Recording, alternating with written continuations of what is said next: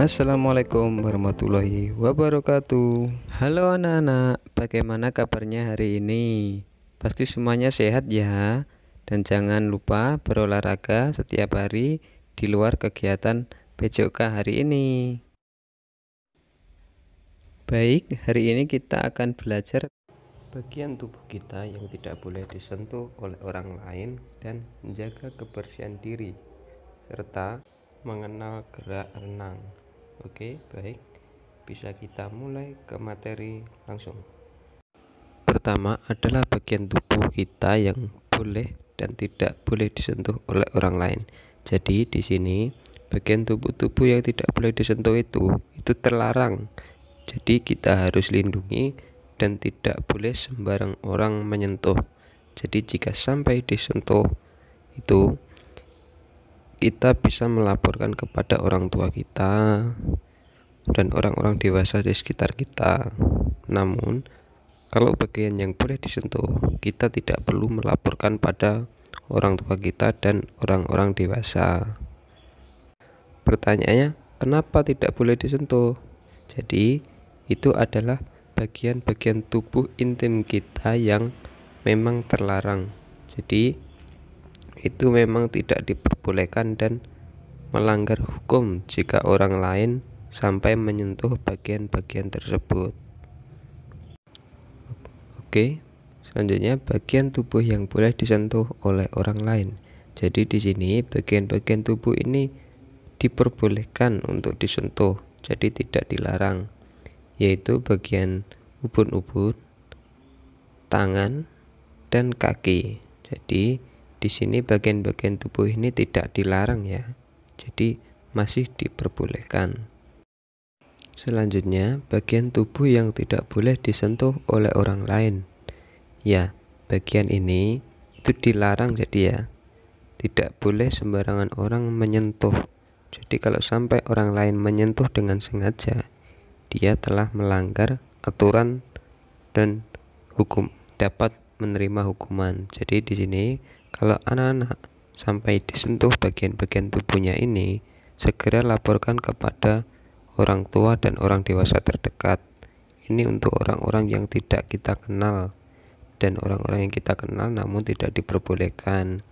Yang masih diperbolehkan itu adalah orang tua kita ataupun dari keluarga kita sendiri yang sewajarnya. Ya baik, untuk bagian tubuh yang tidak boleh disentuh, yang pertama adalah bagian bawah wajah, yaitu bagian mulut. Selanjutnya bagian dada.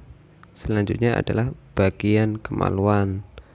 Ini untuk bagian depan ya. Untuk tubuh bagian belakang, yaitu di bawah pinggul, yaitu tepatnya di bokong. Jadi tidak boleh sembarangan orang menyentuh bagian-bagian tubuh ini. Jadi itulah tadi penjelasan Ustadz tentang bagian tubuh yang tidak boleh disentuh. Selanjutnya kita ke materi kebersihan diri.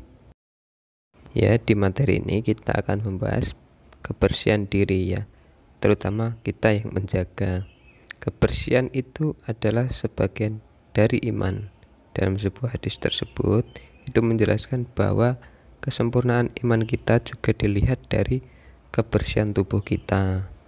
Maka dari itu kita harus berusaha semaksimal mungkin menjaga kebersihan diri kita, karena untuk menyempurnakan iman kita. Jadi di sini penting ya, kita sebagai orang beriman harus menjaga kebersihan. Menjaga kebersihan diri kita itu banyak yang bisa dilakukan dengan cara kita mandi, kita bersih-bersih barang-barang pribadi kita melakukan memotong kuku, mencuci baju, dan sebagainya. Jadi hal yang berhubungan dengan diri kita langsung. Jadi itu adalah terutama milik pribadi kita. Jadi agar tidak merepotkan orang lain, diusahakan semuanya mandiri ya di rumah ya, dan kita tidak merepotkan orang tua kita. Baik, jadi dalam menjaga kebersihan diri, mandi ya, ini kita membahas mandi ya. Jadi banyak manfaat yang kita dapatkan. Untuk mandi pagi, manfaatnya adalah membuang keringat, meningkatkan sel-sel kekebalan tubuh yang dapat melawan infeksi, sebagai mood booster agar lebih semangat. Jadi di sini itu banyak ya untuk manfaat-manfaat lainnya, namun di sini lebih singkatnya seperti itu. Selanjutnya, manfaat mandi sore dan malam hari. Ya, di sini untuk malam harinya anak-anak sedikit lebih dikurangi ya, karena efeknya ada yang kurang baik. Untuk baiknya yaitu membuang keringat, kuman, polusi, dan kotoran. Selanjutnya, membantu mengatasi stres. Selanjutnya, melancarkan peredaran darah. Kita ke materi selanjutnya, yaitu mencuci tangan. Baik, di sini ada 6 tahap dalam mencuci tangan yang baik. Di sini yang pertama, tuangkan sabun ke tangan. Yang kedua, gosok kedua telapak tangan. Yang ketiga, gosok bagian belakang. Yang keempat, gesekkan sela-sela jari. Yang kelima, bilas sabun hingga bersih dengan air. Yang keenam, keringkan tangan. Jadi ini ya, step by step dalam kita melaksanakan mencuci tangan yang baik. Bisa dipraktekkan sendiri di rumah. Selanjutnya, memotong kuku.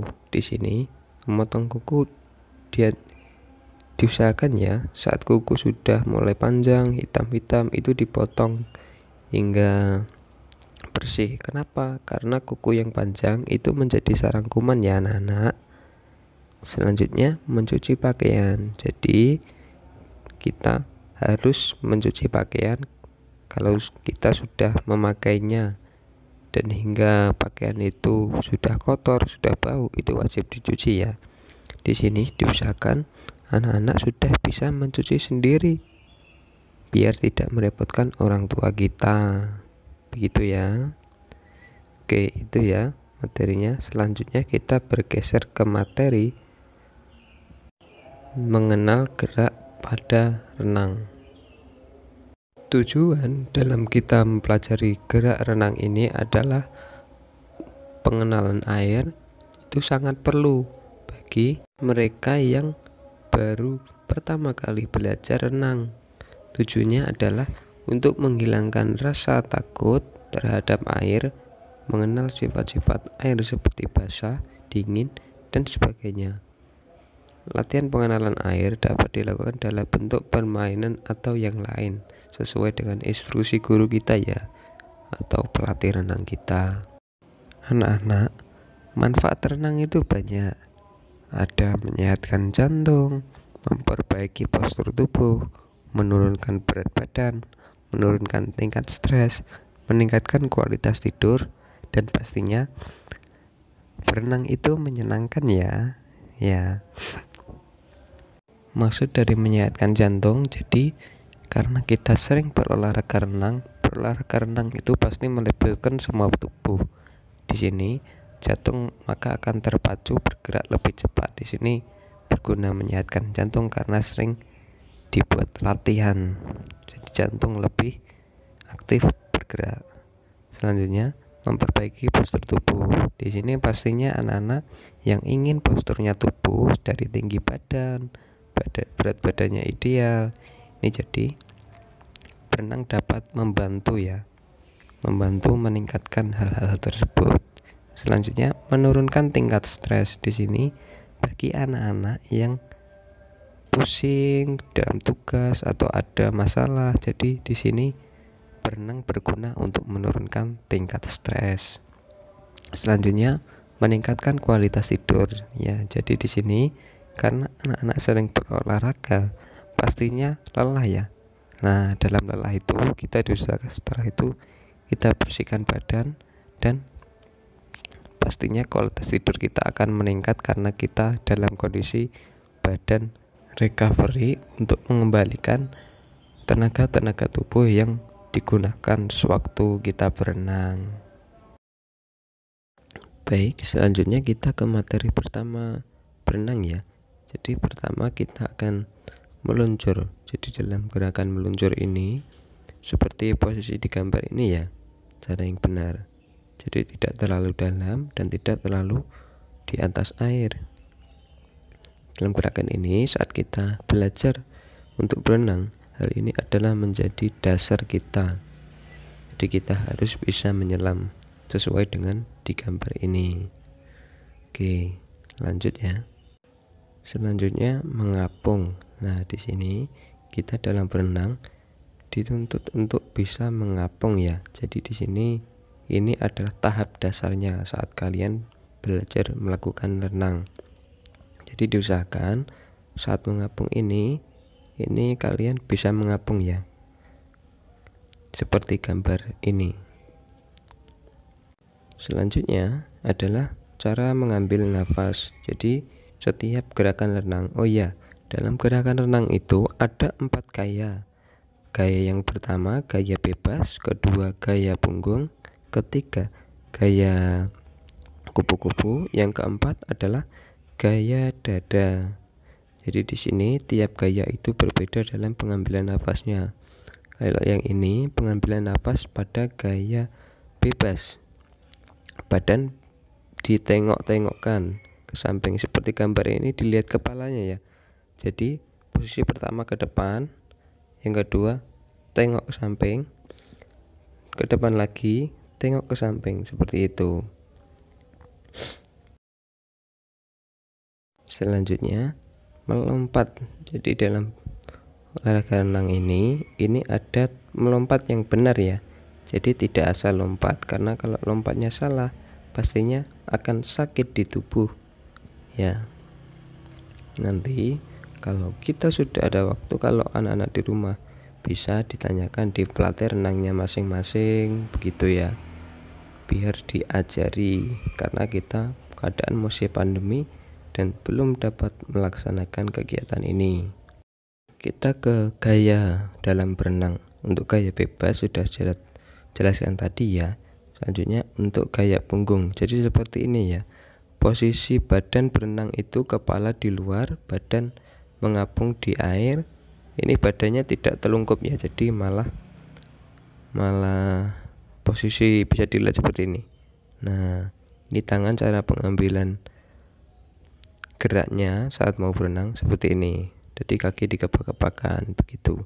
Nanti anak-anak bisa melihat di YouTube, tinggal ketikan gaya dada, gaya punggung, gaya bebas, begitu ya.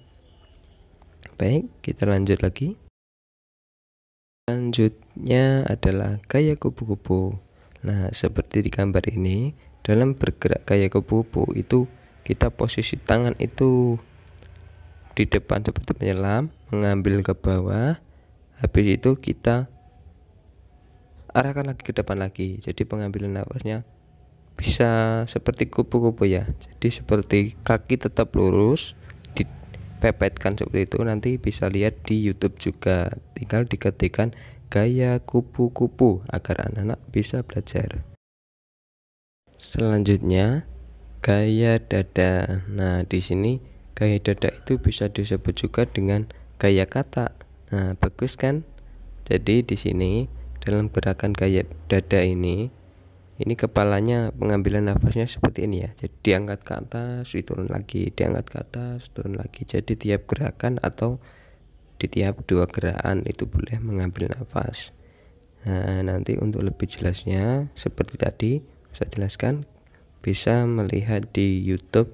Nanti tinggal diketikkan gaya dada, begitu ya. Jadi itu materi kita hari ini. Silakan anak-anak untuk mempelajarinya ya, apa yang sudah Ustadz pesan agar dipelajari. Terima kasih. Jangan lupa berolahraga, tetap jaga kesehatan. Wassalamualaikum warahmatullahi wabarakatuh.